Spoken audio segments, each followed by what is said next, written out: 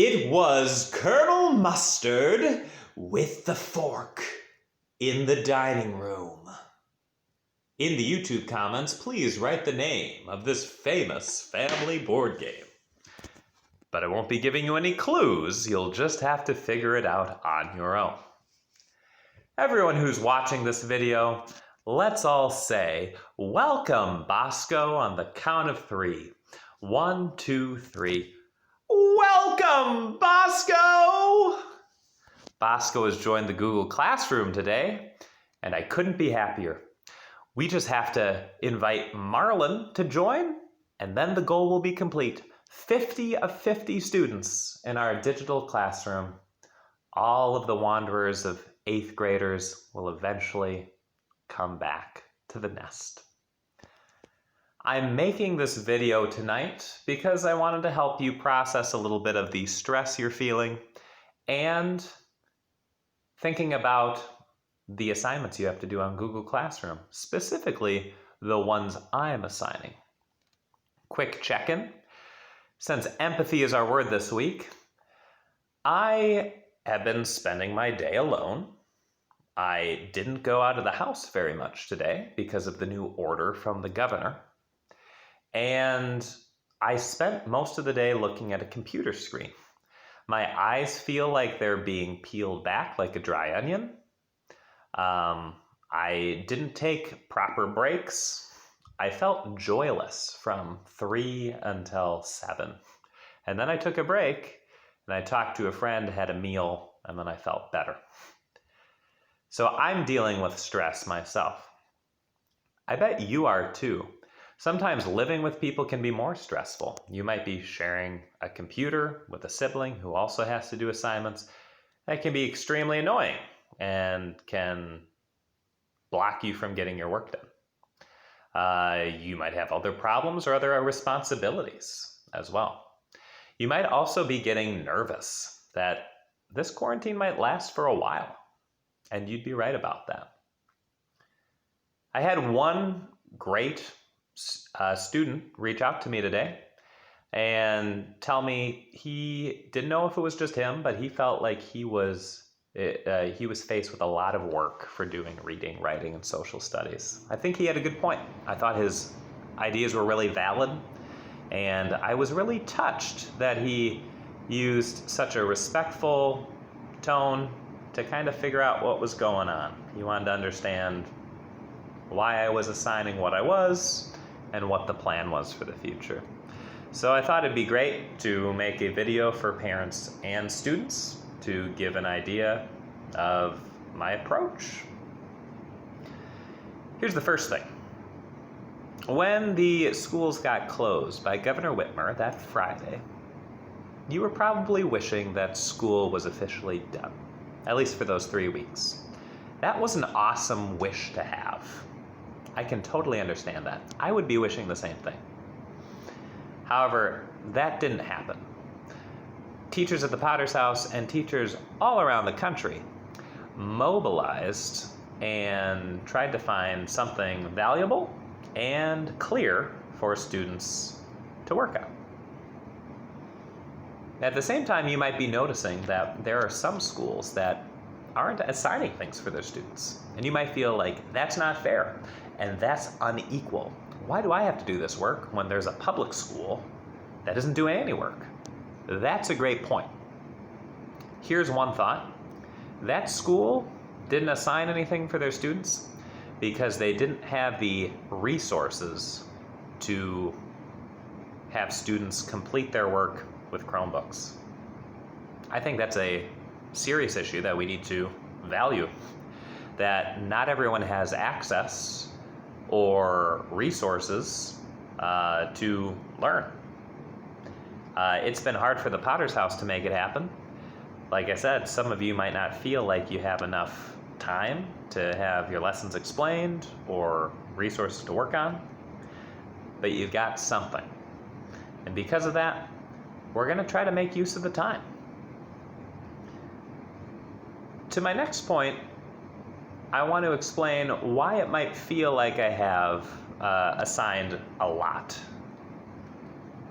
I have assigned the exact amount that I would plan for a lesson that's in the classroom. If the class goes well, I would assign a warm-up question, like a morning journal. You'd have to write 3 to 5 sentences. Then we do our lesson. We usually read something. Then we would complete an assignment on it.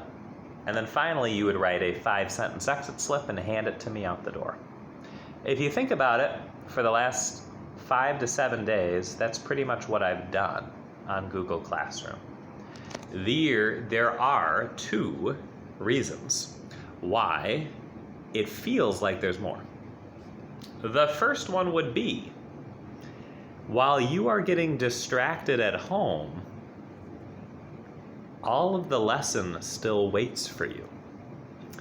When you get distracted in the classroom, other people get distracted too. This can create a level of noise and can take time away. And in those moments, I would choose to cut something out of the lesson. You remember that. There'd be moments where you're like, oh, we're not doing an exit slip today? Lucky us. However, I almost always had an exit slip planned. I just didn't always assign it because I didn't want you to be late to your next classes. So the first reason why it feels like there's a lot of work is because you are experiencing the full lesson plan, and since you've got the entire time to do it, I've been expecting that you complete it all. The second reason is that it might be feeling hard is because you have to do it all yourself. Sure, you have a parent who could guide you, you could email me, you could communicate with each other. But in a classroom, let's face it, there's probably 5 to 6 leaders who are often participating a lot. There's me, and I'm writing a lot on the board. And a lot of times you can kind of just turn yourself into a note taker and write down what I'm writing, and the stuff gets down, then you move along. Or you depend on those leaders in the class to raise their hands and give you ideas. Right now, it's all coming from your brain, and that's gotta feel exhausting. On the flip side, imagine the power that you're gaining. For the first time in a while, you are solely responsible. You have the power to show as much understanding as you can. That's my explanation. Today's assignment was an ambitious one. 3 paragraphs on comparing 2 songs. I think what made that hard is I probably didn't have an example for you either. For those who have completed that assignment, you are invincible in my eyes. At the same time, I wanted to make one thing clear to parents and students. The principals at Potter's House have said this. I will echo. You should be working 30 to 40 minutes per class on Google Classroom. 40 minutes for reading, same amount of time for math, same amount of time for science. You might be thinking to yourself, I did a lot longer today. Okay. Well, let's take note of that then. At the same time, you've really got to be honorable at this point. You got to be truthful. You've got to give a concerted, participating effort for 30 to 40 minutes. I know that I can get distracted for like an hour. And if I sat at a computer looking at Grell's assignments and spaced out for 25 minutes, it doesn't count. We wish it did, but it shouldn't count. So, if you sit there for 30 minutes and you don't know how to do it, don't count that as your time.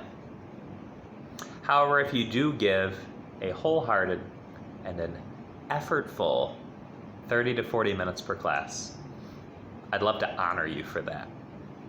And with your parents' communication, or even yours, you can say, Mr. Grell, I did what I could. I took steps forward, and I grew. I'd honor that, and as long as I'm getting something from you, that would be good. The main thing to focus on is our Thursday assignments. So, this Thursday is our persuasive essay. We've known about it for 6 weeks. It's a good idea to turn it in. Next week, Thursday, is going to be the reading letter. Those are things that need to get done. On time, late, get it done. I hope that you understood a little bit about where I'm coming from. I will definitely have ears to hear where you're coming from as well. I will make today's lesson, as in Wednesday's lesson, a bit lighter so it can easily fit into the 30 minutes. I'm also going to be reading the story to you today through another YouTube video. However, I have a standard of excellence that I hold myself to, and I'm going to hold you to it as well. I want you to be better than you were yesterday. I want you to be stronger, wiser, and humbler than you were. I expect that of myself, and I encourage you to do the same. Thanks for hearing me out, and I can't wait to see you again.